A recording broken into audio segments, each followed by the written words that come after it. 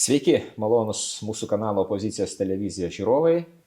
Jūsų pamėgtoji laida Prie arbatos su Kęstučiu Skrebiu ir šiandien kalbinu Lietuvos valstiečių ir žaliųjų sąjungos vicepirmininką gerbiamą Aurelijų Verygą. Malonu su jumis sveikintis, gerbiamas Aurelijau. Sveiki, Kęstutis. Sveiki. Na ir kreipiuosi tradiciniu prašymu mūsų žiūrovus. Susiraskite mygtuką su nykščiu pakeltu į viršų, paspauskite jį, pasidalinkite mūsų laidą, padiskutuokime pokalbių kambaryje, kuris yra žemiau įrašo YouTube kanale, na ir be jokios abejonės prenumeruokite Opozicijos televizijos kanalą.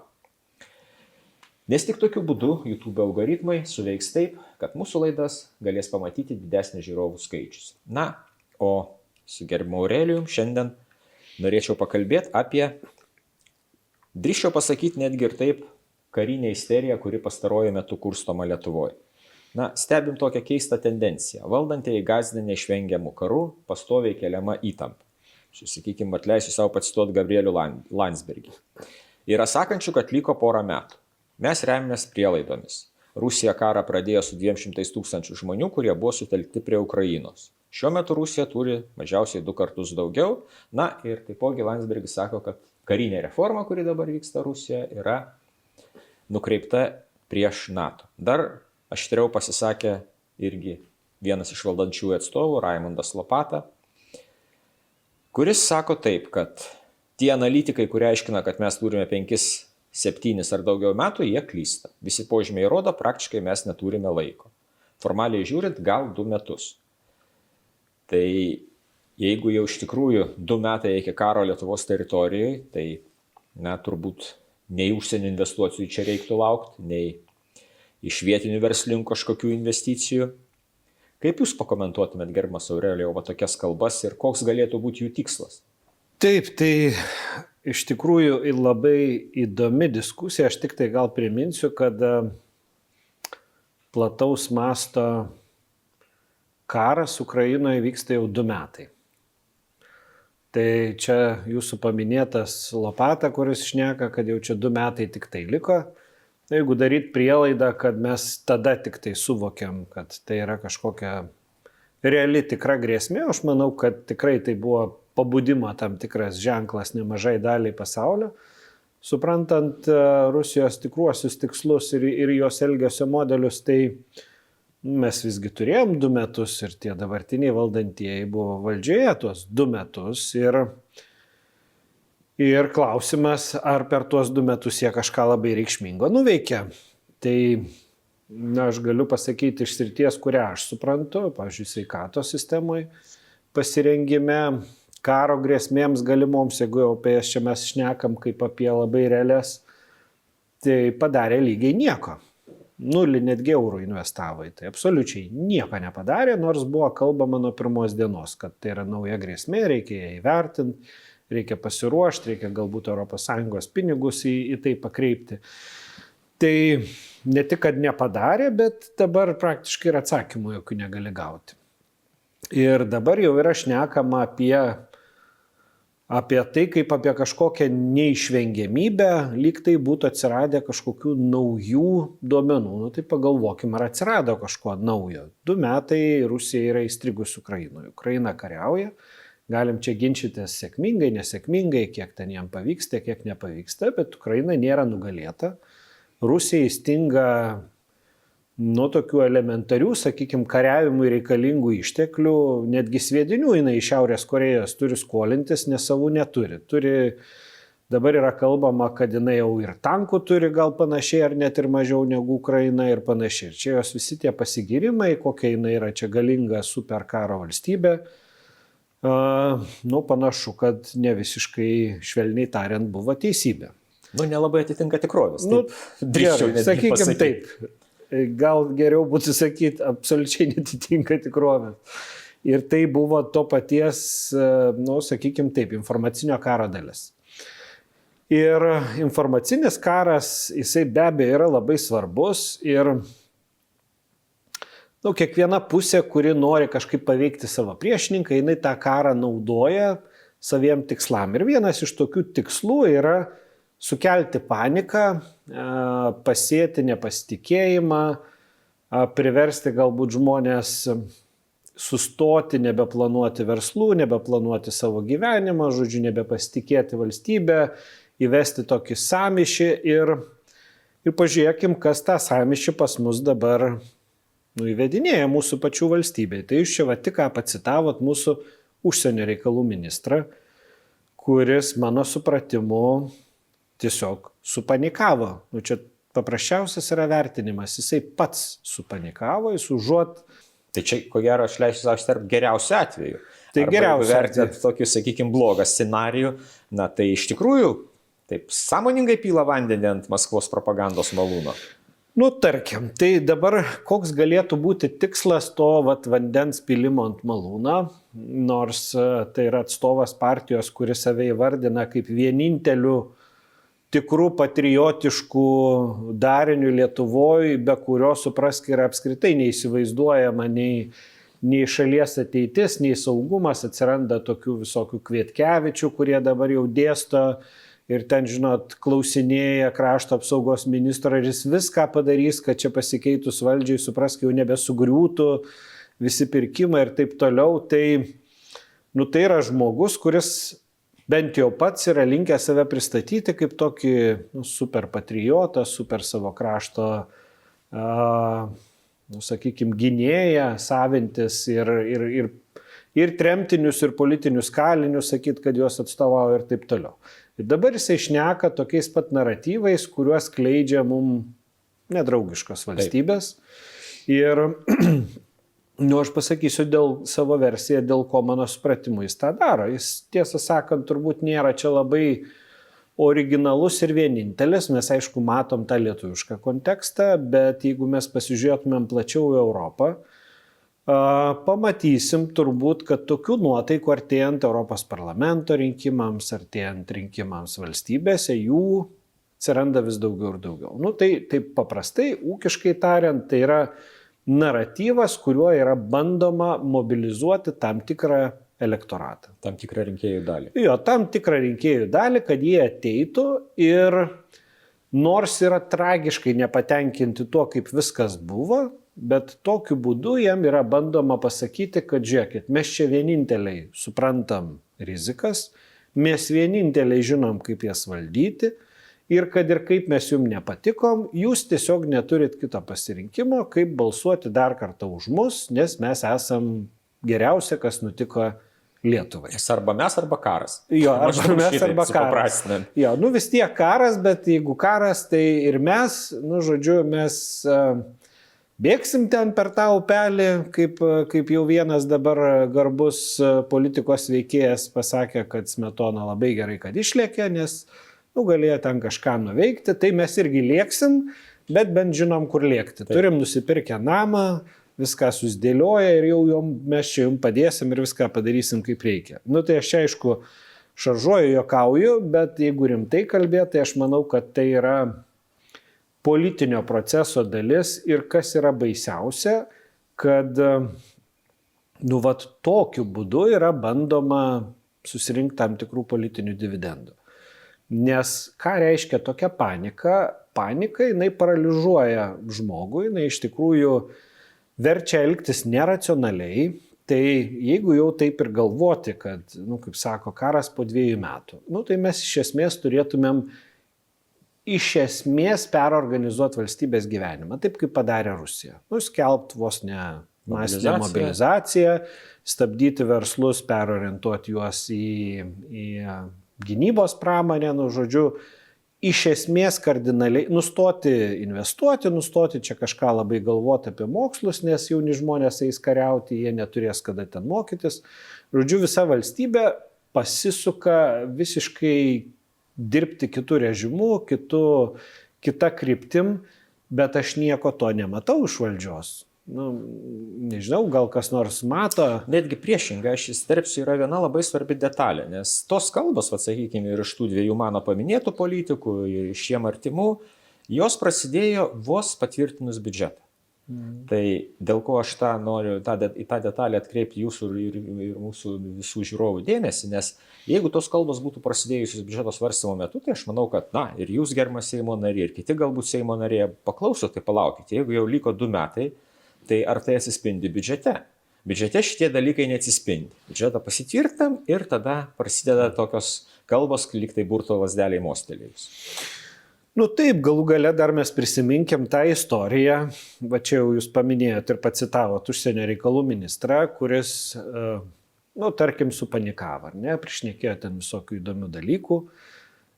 Paskui, matyt, jo paties partiečiai ir komunikatoriai pasakė, kad, nu klausyk, tu čia kažkokias darai gal ne visai adekvačias. Gal ir sąjungininkai? Gal ir sąjungininkai pasakė, kad, nu gal baikit jūs, taip sakant, čia išsidirbinėt ir jo labiau, kad jis ten sudvėjojo ir NATO, ar čia iš tikrųjų įsigaliotų tie straipsniai, kurie reikia, kad NATO pasijungtų ir taip toliau. Žodžiu, išsakė netgi abejonės tam tikras ir NATO aljansų, šiaip kas yra sveikų protų nesuvokiama. Nu, čia užsienio reikalų ministras, kai bėgo per daržą, užkrito kopūsto lapas ant trumpos uodegėlės ir jis pradėjo rėkti, kad dangus griūva. Tai va, tai po togi ten tada, Kęstuti pats puikiai atsimenat, atsirado tas 10 punktų kažkoks planas. Nu, visi, taip sakant, pagūščiojo pečiais ir paklausė, kam jis yra skirtas. Nes jisai vadovauja valdančiai pagrindiniai partijai, jų yra premjerė, jų yra krašto apsaugos ministras, jų yra dauguma Seime. Tai kam jis tuos punktus čia surašė, kas čia jos turėtų įgyvendinti ir kam jie yra skirti? Partija turėtų įgyvendinti. Nu, tai gal jiem ar nebūtų kažkaip paprasčiau susirinkti vienam kambarį Seime ir susėst kartu ir aptart, nu tai gal galima ką nors padaryti. Man čia tokie blogi žmonės iš Seimo pletkus tokius atnešė, kad, na, užsienio reikalų ministras su krašto apsaugos ministru vienam kambarį, nu jie sunkiai ištveria ilgesnį laiką.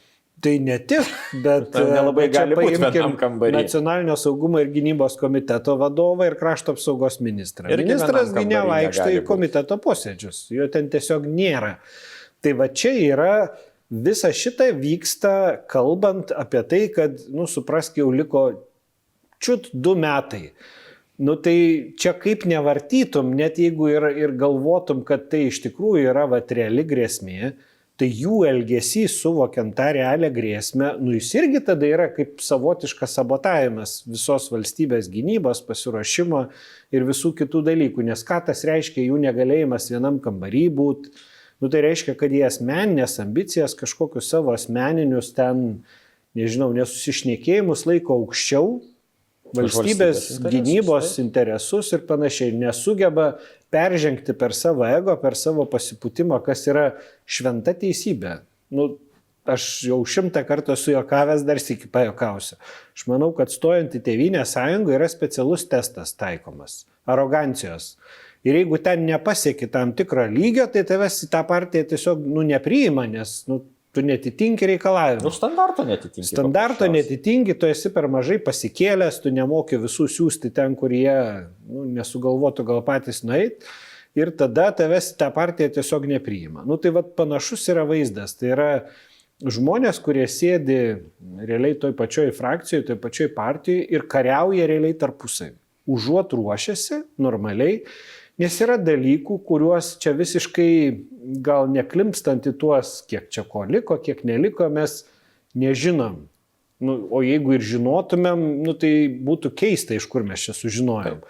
Buvo didžiulė klaida, turbūt didelė dalis žmonių apskritai vertino Putino planus ar Putino įsivaizdavimus pagal mūsų pačių mąstyseną. Nu, tai čia buvo ta turbūt didžioji klaida, todėl kad tu negali tokio veikėjo, kuriam su galva yra negerai, vertinti pagal sveiko proto žmonių logiką, nes karas Ukrainai šiaip jokios tokios sveikos logikos neturi, tu tiesiog stekeni savo ekonomiką, tu žudai savo žmonės, kažkur gal tave parašysi vadovėlį, tai ir taip jau parašė į tą vadovėlį, nežinau, ten daugiau dar gali įsirašyti. Ne, tai kad jisai masto pakankamai keistai, tai čia man teko, tiesiog perskaičiau, trečiadienį jisai buvo susitikęs su Rusijos vietos savivaldos valdžios atstovais, kaip smėgsta, didžiulis susitikimas, na ir maždaug eilinį kartą jisai sakinio pradžioje pasakydavo vieną tezę, o sakinio pabaigoje ją paneigdavo. Tai sakinys dažniausiai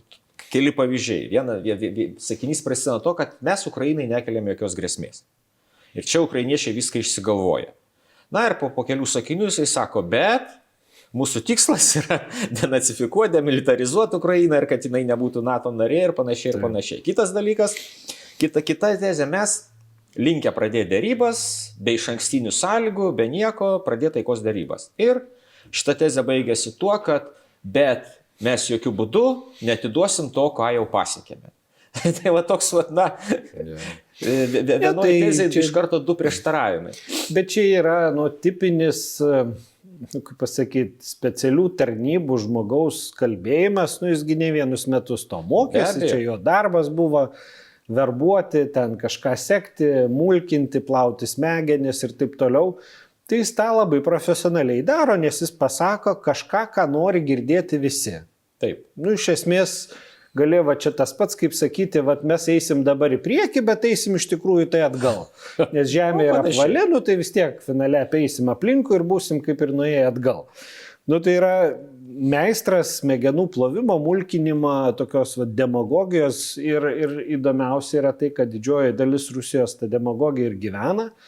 Nors, kaip sakoma, jie yra apriboti informaciniam lauke, bet aš tik iš dalies gal su to sutikčiau, todėl kad ten visokie YouTube'ai, ten dar kažkas. Internetas veikia. Gali žiūrėti, ten gali skaityti, Twitterius, nežinau, ką tik tai nori. Jeigu turi sveiko protą, bent lašą, skaityk, yra ta informacija čia skirtingai negu gal Šiaurės Korėjai, kur jau tikrai nieko turbūt nepaskaitysi, tai Rusijoje gali skaityti, bet ten panašu, kad kita problema yra. Ten bendrai yra tas imperialistinis toks mąstymas ir ten žmonėm visiškai kiti mechanizmai veikia.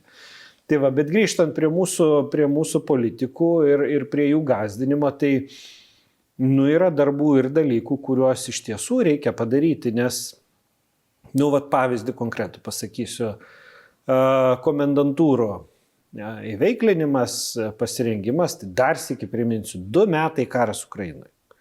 Per tą laiką buvo galima sustyguoti visas Lietuvoje komendantūras, kad ten būtų komendantai, kad jie jau turėtų aišku ryšį su savivaldybė, žinotų struktūras, žinotų, kiek ten kokių žmonių yra, ką ten galima su jais daryti ir nieko to yra nepadaryta. Nieko visiškai.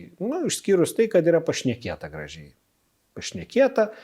Ir papasakota, kaip čia suprask, visi priešinsis, visi čia viską žinos, visi bus įsitraukę ir taip toliau. Ir paklauskim žmogaus gatvėje, bet kokio. Tokio, kuris gal nedalyvauja šaulių veikloje, kaspo veikloje, o net ir žmogaus, kuris tarnavęs visiškai nesenai atlikęs privalomą karo tarnybą, paklauskim, ar jis žino, kokiam jis daliniui yra priskirtas, kuriam reikėtų prisistatyti, jeigu kiltų tokia grėsmė, kas yra jo vadas, kur yra jo ekipuotė, ką jisai darytų, kaip jisai elgtųsi ir taip toliau. Ir paaiškėtų, kad čia nieko nėra. Tai nereikia net ir, sakykime, kaip jūs pasakėte, eilinio žmogaus klausimą. Man teko skaityti interviu su vienu šauliu, kuris aktyviai dalyvauja Šaulių sąjungos veikloje ir yra, sakykime, jūs šaulys, jūs galite mane patikslinti, jeigu aš netaip išsireikščiau, ten yra koviniai šauliai, berods taip vadinasi. Tai jis priklauso šitiems, bet kai jis tiesiai šviesiai sako, jeigu ateis diena X, aš nežinau. Aš nežinau, kur man eiti, aš nežinau, ką man daryti. Ir kur kreiptis. Tai net ir tokie žmonės, kurie atrodo jau intensyviai ruošiasi, aukodami savo laiką, netgi ir savo lėšas, būkim teisingi, tą pasakyti reikia. Ir jie nelabai supranta, ką reikėtų daryti. Tai tas pasiruošimas iš tikrųjų toks yra, jo nėra, reiktų taip sakyti. Šiaip tai keista, aišku, jeigu kovinis šaulys taip šneka, nes jis turi vadą savo. Buvo toks, kaip sakoma, už kiek pirkau, už tiek parduodu, pasakysiu. Jo, aš suprantu, bet šiaip kovinis šaulys turėtų, vis tiek jis turi vadą. Vadas jį susirastų ir jisai galėtų susirasti vadą, jie turi ir ryšio tam tikras procedūras nusimatę ir jie taptų ginkluotų pajėgų dalim. Tai čia gal toks pats lengviausias atsakymas, bet jų yra keli šimtai tik tai. Tai yra lašas jūroje, taip labai motyvuoti žmonės, taip labai besirengiantis, daug laiko skiriantis, bet čia yra labai labai nedidelė dalis. Didžioji dalis tie vadinami komendantiniai šauliai, kurie būtų paspirtis tai pačiai kariuomeniai, nes kariuomenė viena pati sunkiai gali atlikti savo misiją, todėl kad kažkas turi užnugarį pasirūpinti, kad būtų saugu, kad nevyktų diversijos. Galų gale žmonės, kurie nedalyvauja karo veiksmuose, juk ir jiem reikia užtikrinti ir viešąją tvarką, ir kad nebūtų marodieriaujama, kad nebūtų kažkokių diversijų, atsiranda visokie patikrinimo punktai. Žodžiu, yra tokių komendantinių visokių veiklų, kurios labai labai svarbios yra. Ir, sakoma, šauliai padarys tą, šauliai padarys tą, šauliai padarys ten, suprask viską, bet nėra struktūros. Tai kas, kad šauliai turi savo struktūrą? Bet ta struktūra turi jaustis integruota kartu su savivaldybė, kartu su tuo komendantu, kuris būtų priskirtas, kas palaikytų ryšį su kariuomenė, nes Ukrainos istorija parodė, kad visiškai šviežia, kad nesant tos integracijos, net ir žmonės, kurie buvo labai motyvuoti ir turėjo ginklus ir gynėsi, tai jie neturėdami ryšio su kariuomenė papuldavo į tokias situacijas, kur daug žmonių tiesiog žūdavo. Tai mes turim mokytis iš visų šitų klaidų. Ir galų gale yra žmonių grupė, kuri turi ginklą, bet dabar pažiūrėkim, ką daro mūsų, pavyzdžiui, premjerė, kuri ten dusina tuos medžiotojus ir jai šuniukai ir lapiukai ir visi kiti reikaliukai rūpi daug labiau. Jinai mato prasmę, jinai yra labai motyvuota stovėti kiekvieną kartą prie mikrofono, kad tik nuskausminti, kad tik kažkas neturėtų kokios tai įrangos, nes jai lapės rūpi daug labiau, negu rūpi krašto apsauga. Tai irgi yra iliustracija, tam tikra, požiūris. Tai geriau jau išsaugosim ten ir gyven kokį nors, nežinau, gyvuliuką miške, kad tik tai nenušautų tas medžiotojas, bet tegul ir dar, kaip sako medžiotojai, ir įžeidinėja tave kiekvieną dieną. Taip. Ten krašto apsaugos ministras paaiškina, kad jūs čia durniai nieko nesuprantat, jūs čia neintegruoti, nemokat, neišmanot, ten ta jūsų optika niekam netikusi, čia karui visai nepritaikyta. Žodžiu, kas čia iš jūsų bus, nieko čia nebus. Eikit ten pašaulius ar eikit ten kažkur. Tai jeigu žmogus nenori ten eit, tai irgi yra jo pasirinkimas, bet jeigu jis yra pilietiškai nusiteikęs, jeigu jis tokiu būdu prisidėtų, tai tu džiaukis. Tai mes tik tai galim prisiminti tokį legendinę asmenybę, pavardės nepasakysiu, tikrai mintinai nežinau, bet slapyvardę tai pasakysiu, Baltoji mirtis, suomis šaulių, kuris buvo šiaip medžiotojas, o po to paklojo labai daug rusų kareivių, kai 39 metais, kai įsiveržė į Suomiją. Tikrai taip. Tai čia yra iliustracijos, kad tos kalbos apie realias ir labai greitas grėsmes, net jeigu jos tokios ir būtų, jos neišvirsta jokiais veiksmais. Ir tada man klausimas, tai ar tos grėsmės yra tada netikros? Ir čia iš tikrųjų yra žaidžiama tokiu būdu žmonių jausmais, juos gąsdinant, nes žmonių psichologinė sveikata yra bloga. Taip. Iš tikrųjų jinai yra bloga. Jinai jau buvo bloga po COVID-o. Jau mes sakėm, kad yra tas covidinis nuovargis, yra visokie tokie dalykai. Tai dabar ant viršaus dar užsideda nuolatinė baimė. Ir kiek pabendrauju su žmonėm, tai jie taip ir sako, aš negaliu naktį miegoti. Normaliai aš ištisai galvoju, ką aš daryčiau su savo vaikais, kaip aš elgčiaus, kur aš čia bėgčiau, kur slėpčiaus, ką daryčiau su šeima ir taip toliau. Tai, aš suprantu, kad visą laiką reikia ruoštis. Kaip sako, ruoškis blogiausiam, tikėkis geriausio. Tai yra normalaus, racionalaus žmogaus elgsena. Bet tai ar mes ruošiamės? O kas iš to dabar, iš to gąsdinimo? Ką aš čia turėčiau kaip paprastas pilietis suprasti, iš to nuolatinio šnekėjimo, kas man iš to? Panika žmogui, jinai, sakau, jokioj situacijoje nėra nei patarėjas ir pirmi žūsta tie, kurie supanikuoja. Be abejo, bet tas dar pratęsiant apie panikos kurstymą. Štai, sakykime, šios savaitės viduryje, visi pagrindiniai Lietuvos portalai perspausdino ne pačios geriausios reputacijos Vokietijos leidinio Die Bild straipsnį ir kas svarbiausia, tai perspausdino labai stipriai kupiruodami. Tai, kas būtent atliepia tam gąsdinimo naratyvui ir kokios tezės yra šitam perspausdinam straipsnėje iš Bild. Neva tai remiasi slaptu vokiečių kariuomenės dokumentu ir leisiu savo kelias vietas pacituoti, kad, sakykime, jau vasario mėnesį, tai čia jau ne už 2 metų, už 2 savaičių, kaip prašo, kad neva tai pagal Bundesvero scenarijų, Rusija pašaukia į kariuomenę dar papildomai 200 000 žmonių, pradeda plataus masto puolimą Ukrainoje ir dėl nepakankamos vakarų paramos 24 metų birželio mėnesį Ukrainos ginkluotos pajėgos yra sutriuškinamos. Na taip, neva teigiama šitam straipsniui. Na ir po to jau ten tradiciniai manevrai Zapad 2024, čia jau Rusija organizuoja, na ir spalio mėnesį jau čia prasideda konfliktas su Valkų koridoriu. Tai toks scenarijus, neva tai yra kažkokie tai lyg tai Vokietijos žvalgybos duomenys, lyg tai dar kažkas. Paskui, ko nepacituota jau šitam straipsniui, lietuviškam variante šito straipsnio, tai taip, šitas dalykas ten buvo aprašytas, bet tai buvo aprašytas kaip galimas pratybų, karinių pratybų scenarijus, natūralu, kaip jūs ir pasakėt, kad reikia ruoštis, bet liūto dalis informacijos šitam straipsnė dar priedo yra apie tai, grinai vidiniai Vokietijos klausimai. Ką jūs ir laidos pradžioje minėjot, kad daugelis valstybių artėjant rinkimam jie sprendžia savo vidinės problemas. Ir tenai keliami tokie klausimai. Tiek kancleriui Šolcui, tiek gynybos ministrui Pistoriusui, kad štai jūs siunčiat Vokietijos brigadą į Lietuvą. Kiek tai kainuos Vokietijos rinkėjams? Ar, kaip sakoma, nesusilpnamos Vokietijos gynybos pozicijos? Pagrindinė raudona linija eina vidiniai klausimai. Kiek kainuos, ar mes turim pinigų, ar mes, kaip sakoma, norim investuoti į tą brigadą Lietuvoje, ar nenorim, bet šitokie dalykai. Bet mūsų masinės informacijos priemonės, jos pateikia štai tokį vaizdelį.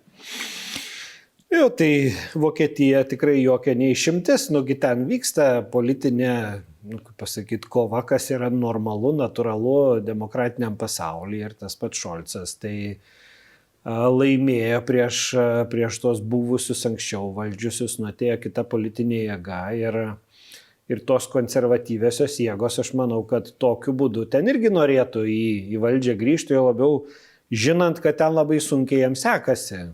Žinant, kiek jie prisidirba patys, tapdami priklausomi nuo Rusijos, ten su visokiais dujotekiais ir taip toliau. Tai dabar, kas čia galėtų paneigti, kad čia kažkas kažką bando išsukinėti. Bet dabar grįžkim prie to Bild straipsnio. Aš irgi vakar labai intensyviai naršiau ir žiūrėjau mūsų nacionalinę žiniasklaidą, mūsų portalus ir žiūrėjau, kaip buvo nušviestas tas Bild straipsnis. Ir dar kartą reikia žmonėms labai aiškiai akcentuoti. Tai yra pratybų legenda, ką jie aprašė. Ir natūralu, kad tos pratybų legendos, šiaip nebūna viešos, niekas jų ten į laikraštį nededa, nerašo, kad žiūrėkit, dabar bus pratybos, čia pratybų legenda yra tokia, nes šiaip tai yra kvaila viešinti pratybų legendas, todėl kad jinai yra neviešinama iš esmės iki pratybų pabaigos. Ir pabaigoje nebūtinai kiekvienas dar sužino, kokia jinai tikroji buvo, nes tie, kurie dalyvauja pratybose, jie turi nežinot, kaip viskas įvyks, nes tada kokia prasmė ten praktikuotis. Ta žino tik tai štabas, kuris organizuoja pratybas. Tai kad kažkas čia nukniso pratybų legendą, tai padarė meškos paslaugą tiem, kurie, patiem vokiečiam. Kurie planuoja, kurie ten dalyvaus, tai man įdomu dabar, kaip jie tas pratybas organizuos, kai jau visos legendos yra išviešintos. O gal čia buvo toks sumanimas, sakykime, gudrus, gal pratybų organizatorių čia kažką paviešinti, paskui gal bus žaidžiamas kažkoks informacinio karo scenarijaus elementas, taip toliau. Tiek to, bet tai yra legenda pratybų. Tai viena, ką žmonėms reikia žinoti. Antra, tai čia visi tie įvardinti dalykai, visos tos aplinkybės, Zapad pratybos, ten kažkoks karių judėjimas, telkimas ir taip toliau, tai visa tai, čia tik tai skirtumas, jeigu paimtumėm, pavyzdžiui, Hamas puolimą, kuris užpuolė Izraelį, tai jis užpuolė be sunkiosios technikos, užpuolė ten visokiais tuneliais ir to pamatyti telkimosi tu negali, todėl kad tai yra 3000 realiai žmonių, kurie ten eilinė mašinom, tegul ir ginkluoti, bet atvažiavo, pridarė daug žalos, ten išskridė ir taip toliau. Čia jeigu mes kalbam apie plataus masto kažkokius puolimus, tai yra tankai, tai yra aviacija, tai yra dar kažkas, nežinau, kaip čia žmonėm dar paprasčiau papasako, tai šiuolaikiniam amžiui, kada tu gali stebėti čiut net dviratį važiuojantį ten iš palidovo, kad kažkas čia sugebėtų nepamatytas atsivaryti tankų, ar dar kažko prie sienos ir suplanuoti kažkokius puolimus ir panašiai. Tai pratybos Zapad, jos yra nuolat vykstančios, tik tai jeigu aš gerai pamenu, kad jos buvo labai sumenkusios po to, kai prasidėjo karas Ukrainoje, nes ten nebėra tiesiog tiek technikos, kurią galėtum sutelkti, nes jinai dalyvauja karo veiksmuose ir pačiai Rusijai tai yra iššūkis. Tai visi šitie dalykai, suprantančiam žmogui gal ir nekelia čia kažkokių didelių, kaip pasakyti, abejonių, bet kiek visuomenė skaito šitą pilną informaciją. Tai aš vakar dar radau portaluose, tiesa ne didžiuosiuose, bet tokiuose pakankamai, kaip pasakyti, kur aš ir pats paskaitydavau, kurie mano supratimu, tai pakankamai ir gilindavosi temas. Pavyzdžiui, yra toks portalas Technologijos LT. Tai ten, nežinau, reikia labai smarkiai ieškoti, o aš tai tiesą sakant nelabai ir radau, kad čia yra pratybų legenda. Tai žmogui, kuris paima atsiverčia tokį portalą ir randa parašymą, kad tai yra nutekinti kažkokių tai tarnybų duomenis, nesuprantant. Ir vasario mėnesį jau čia prasidės. Tai aš ką turėčiau galvoti, kad man krautis lagaminą jau reikia ar kaip? Panašu į tai. Jeigu aš nesu nusiteikęs dalyvauti šalies gynyboje ir noriu išnešti kudašių ir išsivežti šeimyną ir žodžiu, pabėgti iš savo šalies ir pralaukti kažkur saugiai, tai yra ženklas man, kad turbūt aš turėčiau tą daryti, ar ne? Jeigu aš esu tokio tipo pilietis dar, kuris ten nelabai ir skaito arba vadovaujas tik antraštėm, o ir kituose portaluose. Tai tik keli, man atrodo, taip pakankamai aiškiai ir pavadino ir aprašė, kas čia yra, o kiti tai aprašė visą straipsnį ir pabaigoje ten parašyta, kad ten yra legenda pratybų, tai aš galvoju, kiek ten tų žmonių daskaitė iki pabaigos ir iš tikrųjų pasižiūrėjo. Tai ir vėl klausimas, tai kam čia iš to yra nauda? Kas iš to čia laimi? Akivaizdu, kad nauda sukelt paniką yra tik tai vienam šaltiniui, tam, kuris tą paniką nuolatos kelia. Ištisai grasina atominiais ginklais, ištisai grasina, kad čia nušluos Baltijos šalis, visokių ten tų grasinimų yra. Ir jie nesibaigia. Kiekvieną dieną vis kažkokie nauji ir vis kitokie, tai kurių galų mes tą darom patys. Bet kas čia mum iš to? Tai jeigu mes norim visuomeniai kažkokiu būdu padėti, tai aš manau, kad niekam nereikia aiškinti, kad Rusija yra grėsmė. Ką čia Lietuvoje dabar suprantama čia? Kas čia abejoja dėl to, dar kam nors tai yra klausimas. Tai jeigu nėra klausimas, tai mano supratimu žmonės negazdinti reikia, bet sakyti, kad mes darysim taip ir taip. Čia mūsų yra toks planas, mes ruošiamės šitaip mobilizacijai, ar ten, nežinau, bet kam, ar kažkokiom nelaimėm, ar hibridiniam atakom, kad būkit budrus, žiūrėkit, tai tarp kitko šitas straipsnis galėtų būti puikus pavyzdys, kaip reikia ugdyti atsparumą informaciniam karam, kad skaitykit visą straipsnį, mes patys apsigavom, mes patys ten pasimojom kažkokio kabliuko, patikėjom, kad čia yra kažkoks scenarijus ir taip toliau.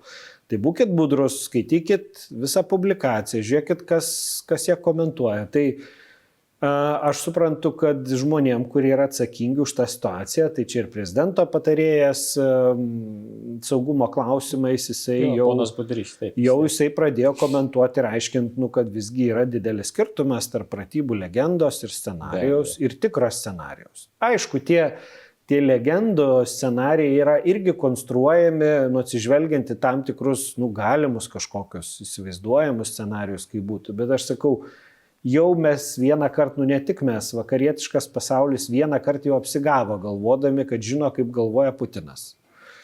Tai, mes čia galim galvoti, įsivaizduoti, bet jisai paims ir iškries kokį nors dalyką, kur mes net nesvajojam ir negalvojam. O jeigu jau mes žinom kažkokius dalykus ir jiem galim ruoštis, tai apie tai reikia šnekėti negazdinant visuomenę, o realiai ruoštis. Ir neužsiiminėti pliurpalizmu. Kągi, gerbiamas Aurelijau, aš dėkuoju Jums už išsamų komentarą. Tikiuosi, kad įneš ramybės mūsų Lietuvos žmonėms, o mūsų žiūrovams dėkuoju už dėmesį. Susiraskit mygtuką su nykščiu pakeltu į viršų, paspauskit jį, pasidalinkit mūsų laidą pakomentuokit pokalbių kambaryje žemiau laidos įrašo ir be jokios abejonės prenumeruokit opozicijos televizijos kanalą, o aš sakau sudie ir iki kitų susitikimų. Iki. Politinė reklama apmokėta iš Lietuvos valstiečių ir žaliųjų sąjungos politinės kampanijos sąskaitos.